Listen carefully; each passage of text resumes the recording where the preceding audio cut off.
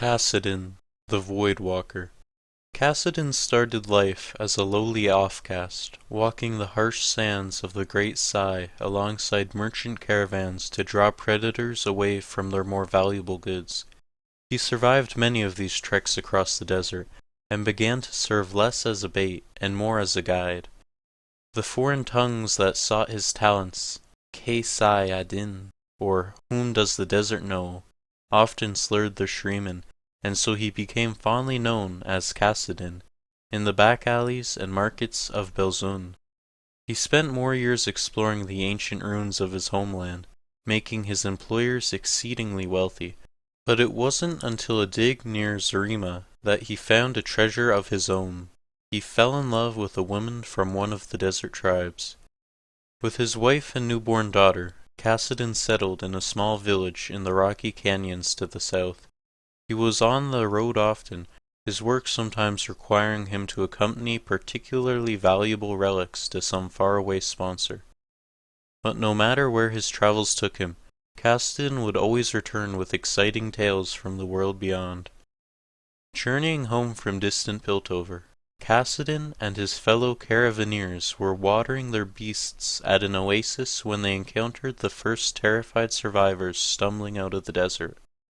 They spoke of the disaster that had claimed their homes, as if the maw of the underworld itself had opened up to devour them.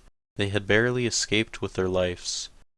Fearing for his own family's safety, Kassadin left the others behind, riding hard, driving his mount almost to exhaustion. When he finally reached the place where his village had once stood, he found only shifting sand and rubble. He clawed at the debris until his hands bled, screaming out his wife and daughter's names, though no answer came.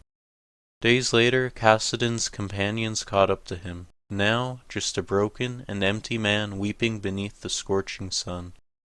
They dragged him back to Zarima, but Kassadin would go no further. For years he tried to drown his grief, reduced to little more than a vagrant, until word reached town of the prophet. Whispers of unspeakable horrors that dwelt beneath the earth, and of sacrifices made in their name, chilled Kassadin to the bone. He knew well the legends of old Icathia, and the fate that befell that accursed place. If the void had been deliberately drawn toward Shrima once more, then it had likely been the death of his entire village, and countless more besides. He also knew there were few, if any, who could stand against it. In that moment, Kassadin swore that he would avenge his wife and daughter by destroying the insidious prophet and the source of his abyssal power.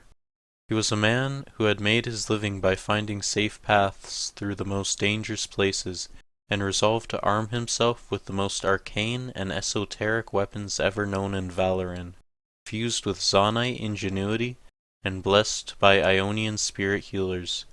He called in every favor he could, from scholars of antiquities to common smugglers, for their help in acquiring what he sought. Many called him a madman, believing this the last time they would ever see their old friend alive. Kassadin merely thanked them for their concern, and bid them farewell. He would face the void alone. Last of all, he stole the infamous nether blade of Horok, the sword that had slain 1,000 deceivers in the later days of the Empire. He could feel the cold pull of oblivion in its edge, but no longer had any regard for his own mortality, and nothing of his old life left to lose. Disguised in the robes of a pilgrim, more than a decade since he had last set foot anywhere near the desolate land, Kassadin made his way into Icathia. He would go where no man was ever meant to walk. He would have his vengeance, even if it killed him.